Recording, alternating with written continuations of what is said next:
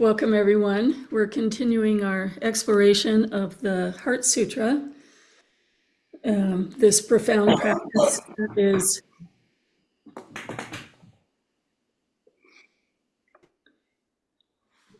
universally acclaimed by all Buddhists. So I'd like to begin this morning with just inviting you to think about how you hold your dreams.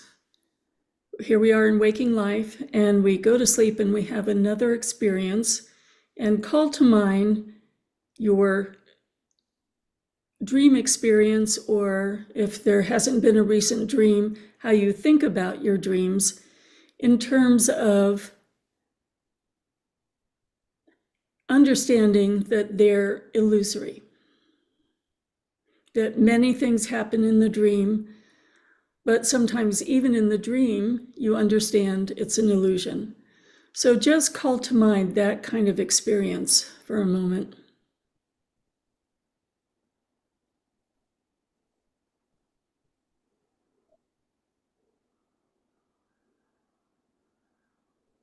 Look it up. Recently. Yeah, here.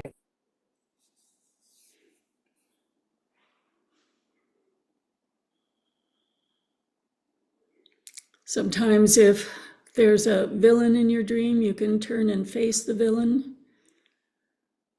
in ways that you're not able to in waking life.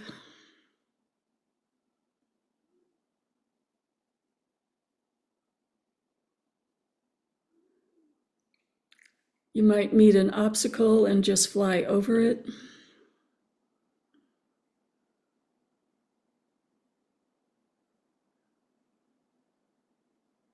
You might get an illness in your dream and recover.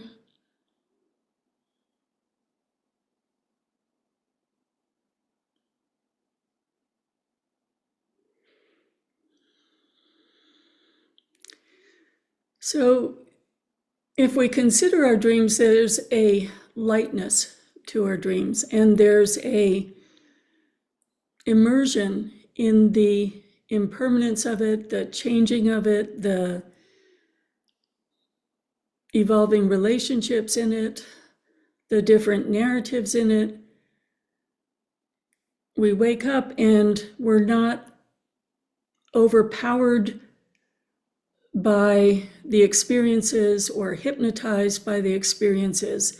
They may be strong for sure, but there's an understanding that it's an illusion. Now, in our waking life, we take everything really, really seriously. It's very hard in our waking life to see the challenges as illusory, to see the villains as illusory. Things deeply wound us. So in the Heart Sutra, one of the things that we're doing is looking at how we perceive our waking life and the importance that we give to it and the solidity that we give to it, the sense of this is real, the other is an illusion. And we're asking ourselves questions about that. Is this really true? What are the assumptions that seem to make it true?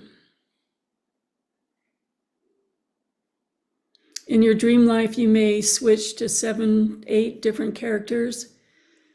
In your waking life, the seeming reality, there's just the one. Me over here and you over there on the other side of the computer.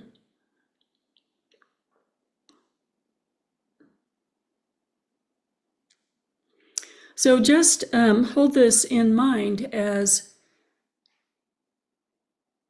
this investigation not only leads to a more open, accepting participation in life, but it also starts to undermine the biggest assumption we have, that we are totally separate, singular, clearly with clear boundaries from all of life. The skin, we might say, is our boundary from all of life, all the complexity of life, what separates me and you. And so by just simply questioning, contemplating the different aspects of the sutra, the different lines, and beginning to question, how does an illusion turn into a seeming reality? And then what effect does the belief in that seeming reality have on our behavior and on our suffering and our relationships? We start to understand that things can be softer and more open. I'm going to move to slides again.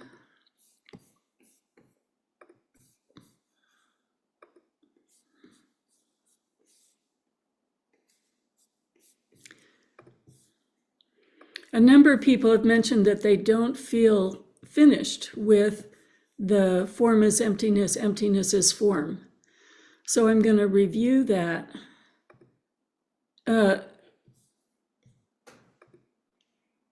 Because it's not a simple thing, and it's not something that is very accessible intellectually for a full understanding. And I wanted to start with a review of the Heart Sutra in terms of the conversation. We have the Buddha who is absorbed in the perfection of wisdom, or things as they are, or beyond any illusory quality. And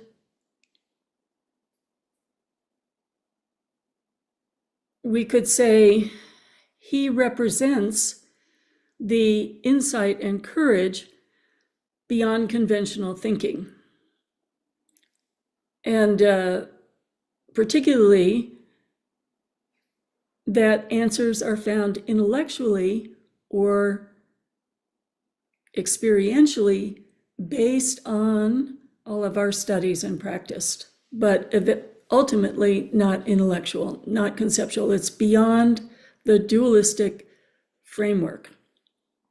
So he's absorbed, and Avalokiteshvara is practicing. He is learning how to traverse from where we are to where the Buddha is.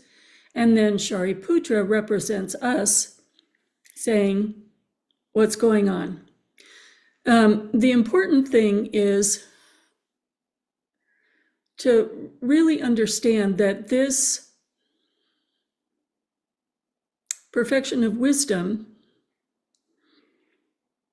sometimes we use the word seeing it as it is. We certainly use the word a realization. Sometimes we use the word awakening. It's an awakening without an awakener or something to awaken to. So we're beyond this duality of self and other. Buddha is just absorbed in that. Avalokiteshvara is practicing that, and we're just trying to put our toe in the water.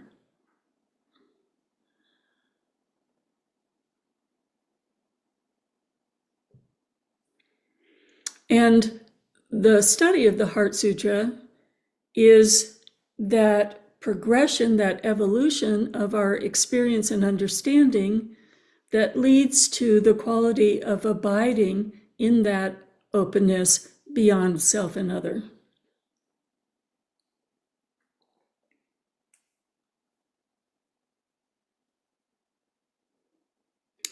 So Shariputra says, well, how do I practice this? And Avalokiteshvara says, well, let's start with the first step, understanding how we perceive and how we can pierce the illusion of overlaying what we perceive with layers of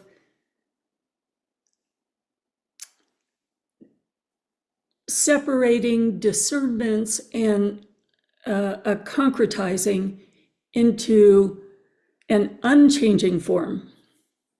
How can we just see that causes and conditions and impermanence are moving in the same way that what we are perceiving is moving, and they arise moment to moment, and we name those moments?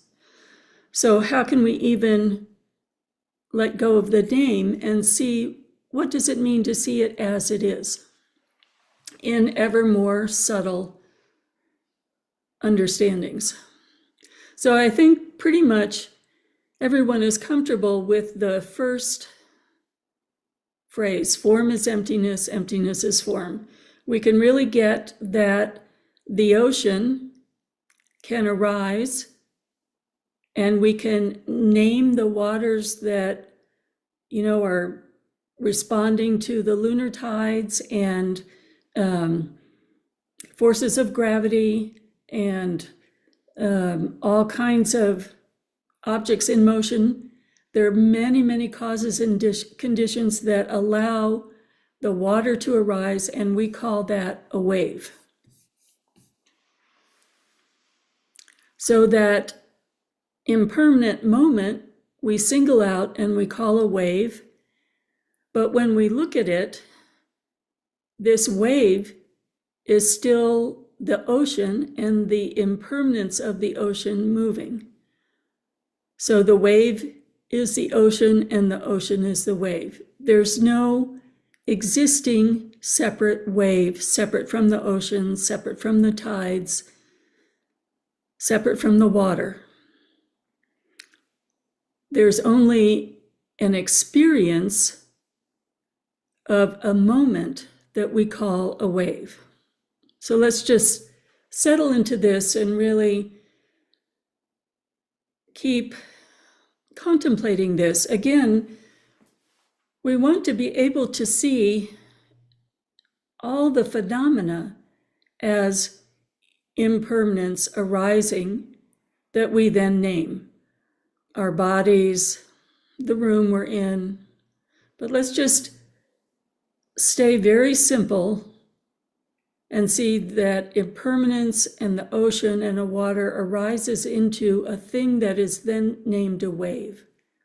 And that wave is not separate from the impermanence, from the water, from the ocean.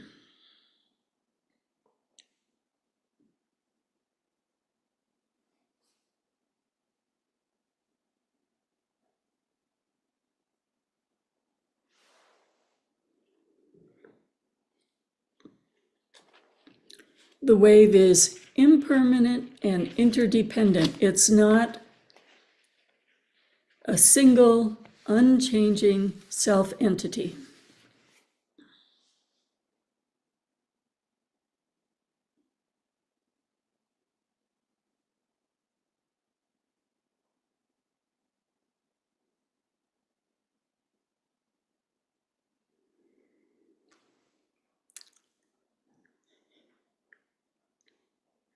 Likewise, the dynamics of the ocean and the tides form the wave. So the wave is the dynamic of the ocean, and the ocean is the dynamic of the wave.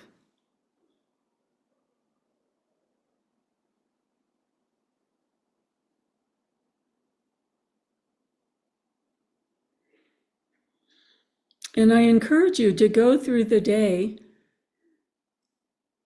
taking time to look at any object. You're washing the dishes, you're making your bed,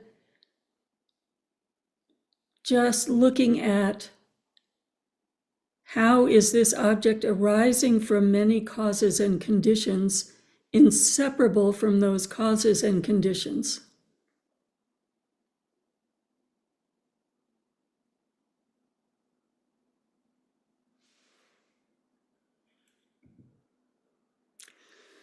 Okay, now there are 4 phrases that help us understand this and help us understand this in more and more subtle ways. So this morning I'm going to go right to a commentary by Her Eminence Kondo Rinpoche for these two phrases. And I want you to just keep looking at the wave, knowing that you really get it, that the ocean forms the wave is part of the ocean. Form is emptiness, emptiness is form. Use the word impermanence, use the word interdependent, but really feeling comfortable with the first two, then we can look at the second two. Emptiness is none other than form. So this addresses the logic of the union of emptiness and dependent origination, or emptiness and the relationship to the ocean, the tides, and all of the things that make up the parts that make up the wave. It's dependent on those parts, so we call it dependent origination.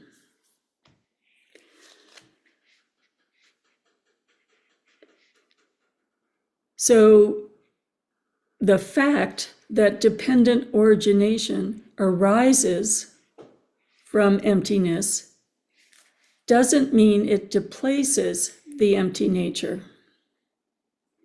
So this dependent object arises from impermanence and interdependence. But when it arises, it doesn't displace the ocean. The wave, what we call the wave, doesn't displace the collection of its parts and its impermanence.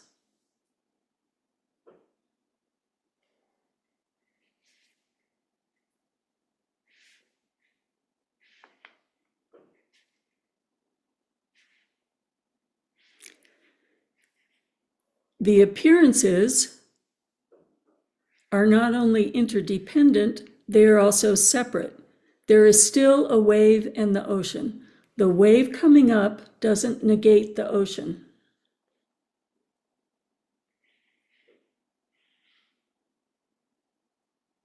We can still talk about two things. There's the wave and there's the ocean.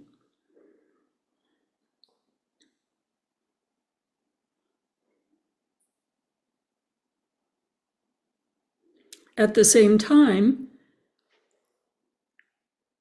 since the wave is made up of parts, it can't be a single separate self-entity. It's all of these parts. It's dependent. If we can understand it in the wave, then we can begin to just take one layer of the way we construct a self in just the same way. So the wave doesn't displace the emptiness aspect, the impermanent aspect, the interdependent aspect. They're both there.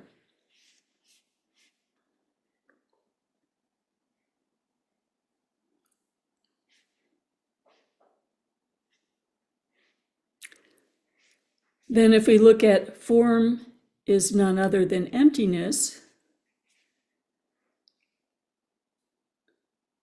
form doesn't contradict emptiness. The wave doesn't contradict the ocean, and ocean doesn't contradict the wave. They neither contradict one another nor are incompatible with one another.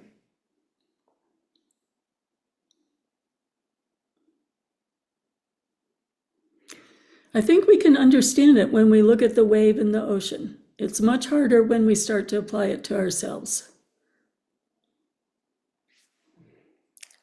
But it is certainly a presentation of union, so we don't get caught either in permanent existence or absolute void, black hole, nothingness. We're talking about a union of appearance, emptiness, appearance, impermanence. And because we can say that there are multiple causes and conditions coming together, it's not a separate, single, isolated, permanent self-entity.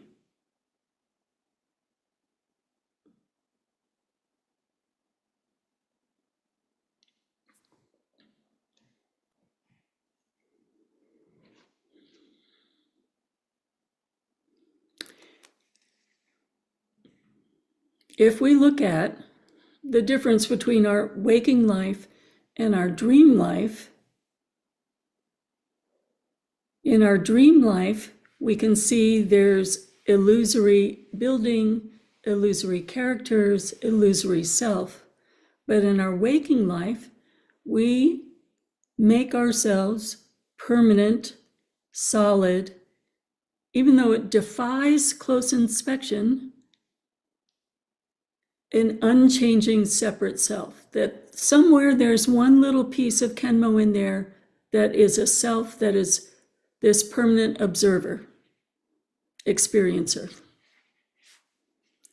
So just by keeping it simple and looking at a very simple example like the wave, we could say, okay, I get it in the wave. Now let's make it a little harder.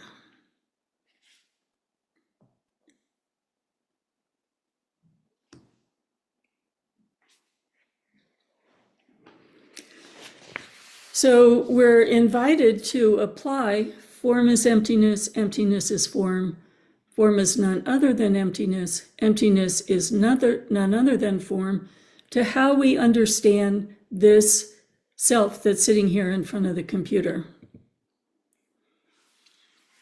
And when we're thinking about form, we're thinking about our bodies. So we did a little meditation with our bodies, we did a little meditation with feelings, and now we're going to simplify the mind. Form is the physical part, and feelings, perceptions, mental formations, and consciousness are all aspects of our mind working, or what we would call thinking. So today we're going to look at thinking. Thinking is impermanent, interdependence. Interdependence, impermanence is thinking.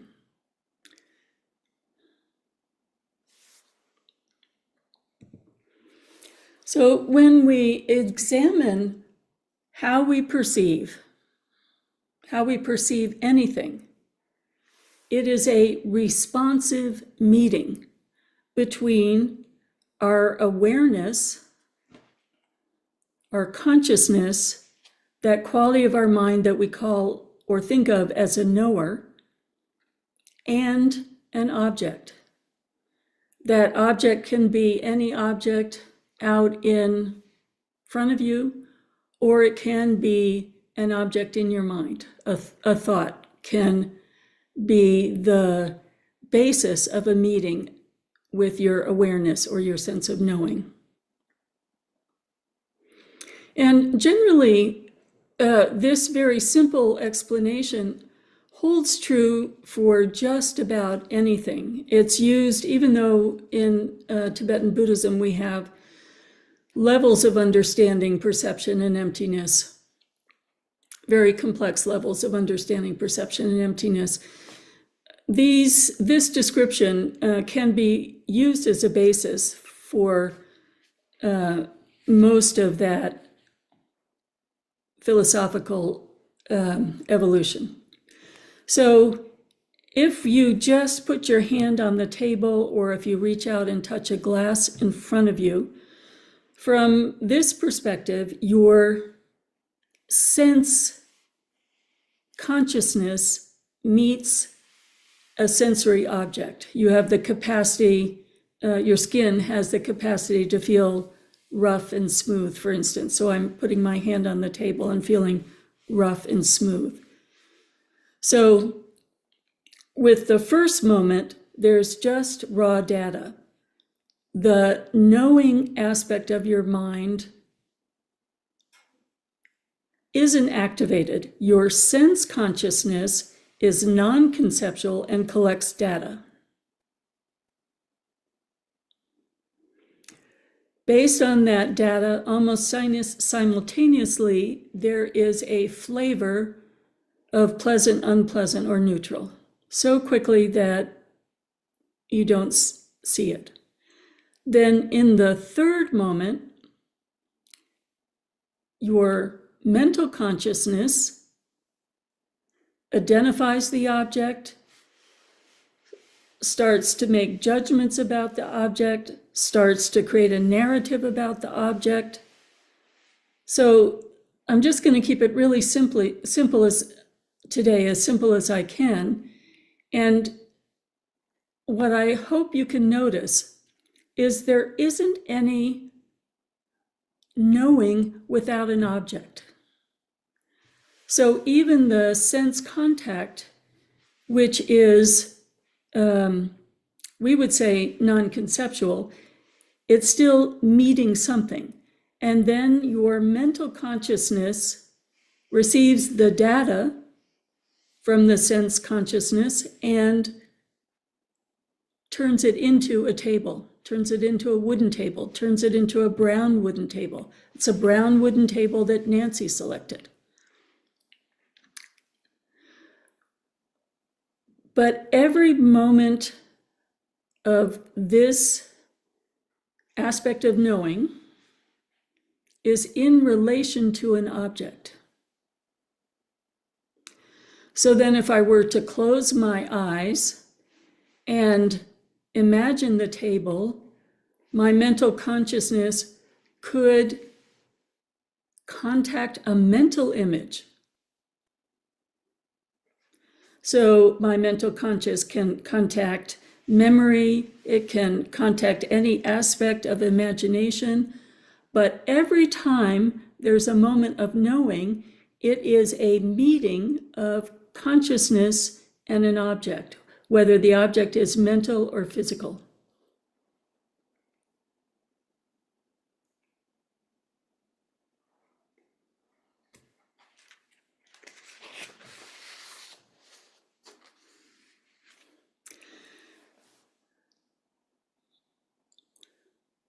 So we can see right away that there is a flow of these moments of knowing, that the moments of knowing are made up of at least two parts.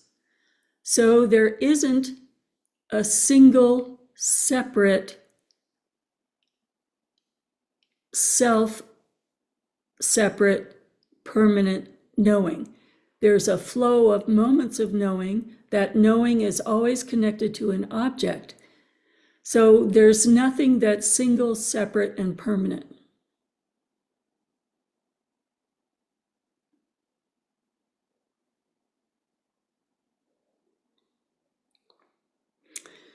There's always an experiencer and something that is experienced.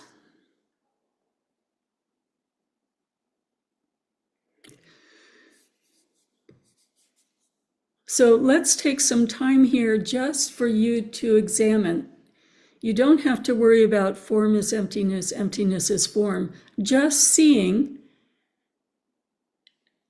how there is only a meeting. There are moments and moments and moments of meeting. There's not an object over here and a knowing over here. There's an event when they connect. Could be mental, could be physical.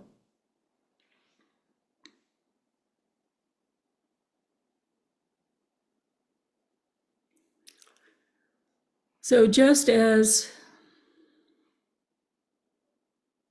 putting your toe in the water, look to see, is there any permanent thought? You know, even if there are nuances of change, subtle differences of change, it's not permanent? Is there a thought that isn't a combination of a mental event and a knower, or a physical event and a knower? See if you can take that in.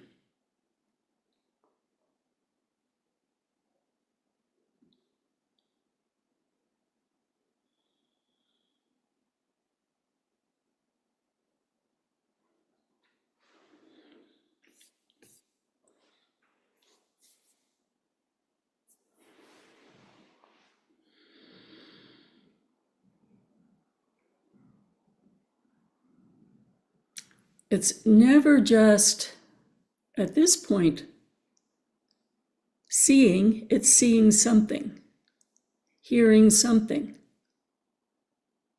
thinking something.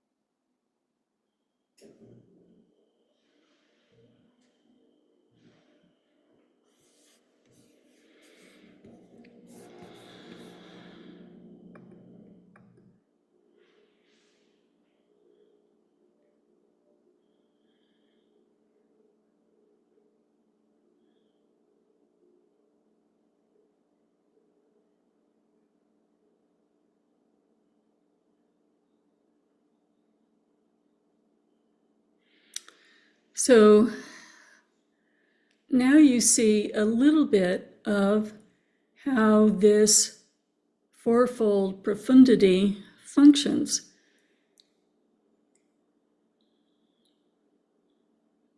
When I look out, I see arising appearances that are due to causes and conditions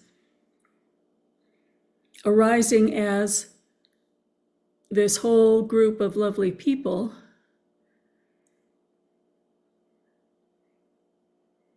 But the more I understand impermanence and interdependence, the less separation there is and the less limitations there are. I recognize this body, heart, mind continuum is changing and moving. I'm not the same body, mind continuum that I was a month ago.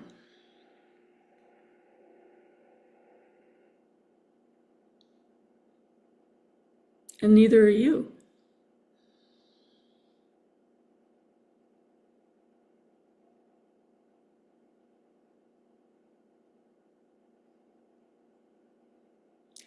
So it doesn't mean that there is nothing there.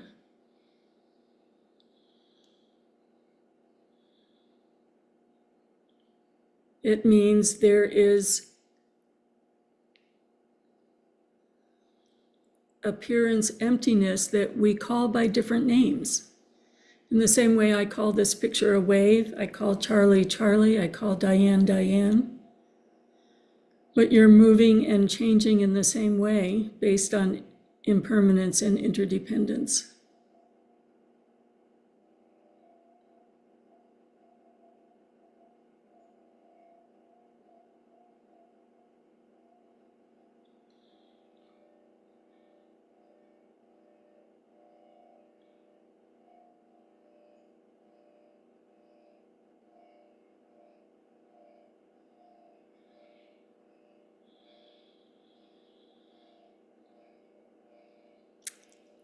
And the contemplation really is a question.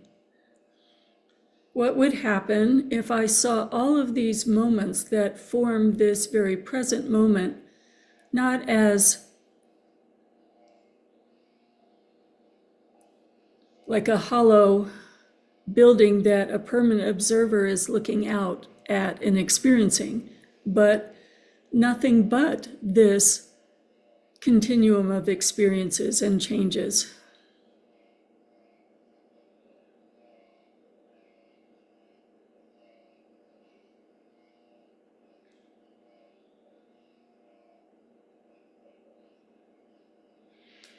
Imagine the wave doesn't have to protect itself.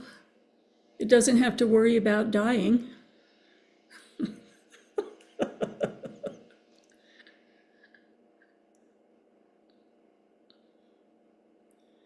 It is definitely part of the whole ocean. We might give the Gulf of Mexico a name and somebody might change it the next day.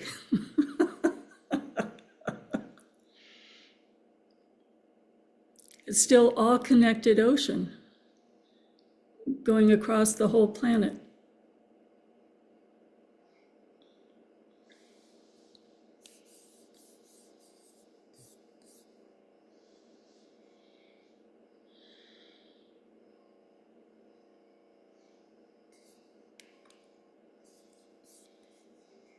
So I know this is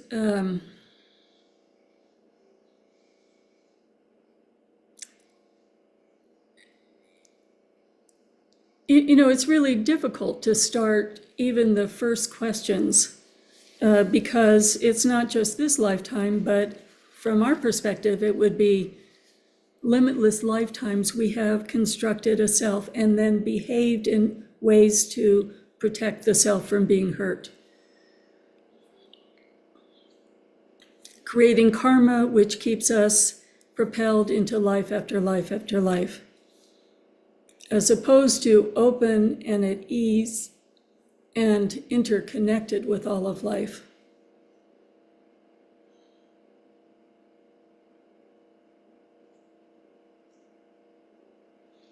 And as much as we would like to, we can't jump from where we are to a direct perception or the perception Avalokiteshvara is described as having, or the Buddha is described as having. We can just start with what is the part that you understand, even if it's only a small part, of seeing the impermanence of things. I'm looking around the table. I have a hole in my robe, so okay, I can see this robe is impermanent. It's not a perfect piece of cloth anymore.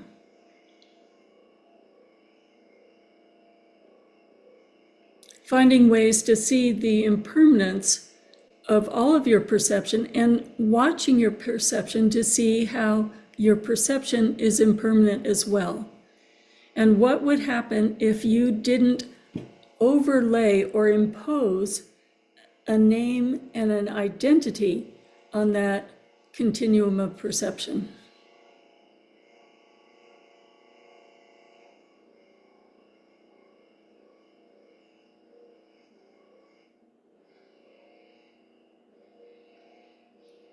So that is how we can start with the first steps that loosen the hold of an illusory identity that we've constructed. Not any more so-called real than our dream life. It's just we have a habit of making it more solid and more real than it actually is. More solid and more separate. Each object is separate and we're separate and each individual being is separate.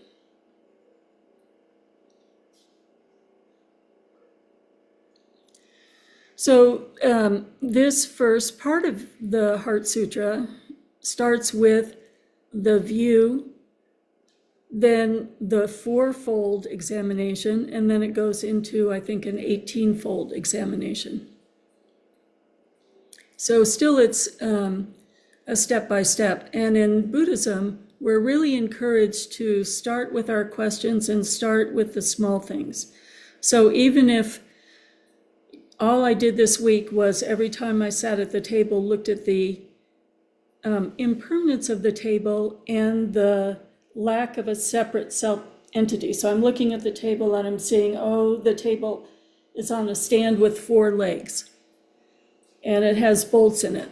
So this table is made up of parts. And I only name it as a table because the parts are put together. So if you just even looked at one thing a day and saw that this isn't really what I'm perceiving, I'm giving a name and an overlay and a definition that is purely my own illusory perception. It's a table and I can put a book on top of it.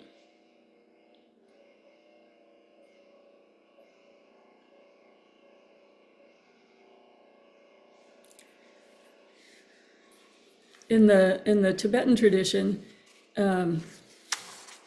it is rare. There are few, certainly no one would admit to it, and there are few documented evidence of it, but the old masters. So, for instance, Garchen Rinpoche said that his teacher was sitting in absorption one day and jumped up and left a footprint in the rock because the rock wasn't as solid as we see it.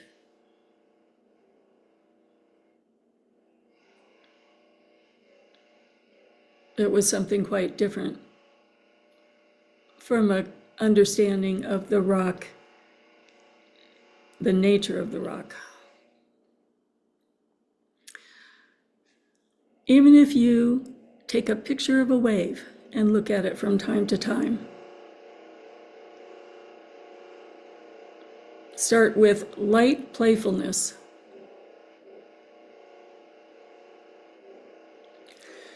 Okay, so we'll be going into the next section, but really have confidence that your understanding is unfolding in your own time, in just the way that's right for you, and just taking the first part of form is emptiness and examining that starts to pierce a hole in the construction that we've created of I'm over here and you're over there, totally separate from each other. Khenmo, can I ask a quick question? Yeah, we have time for about one question. Go ahead. Okay, if I'm somewhat getting, the interdependence, impermanence, all of that, no separate self, but yet on the other coin, you talk about karma and how lifetime after lifetime we accumulate something. So what is that aspect of what I would call self, I traditionally would call self, that's accumulating karma? I'll go into that in the coming weeks. Okay.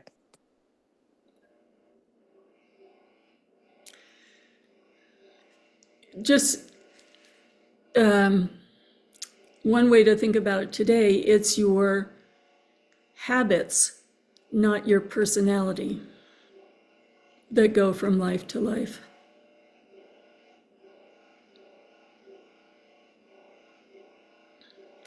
So start with that, and we'll go deeper into it as we move along.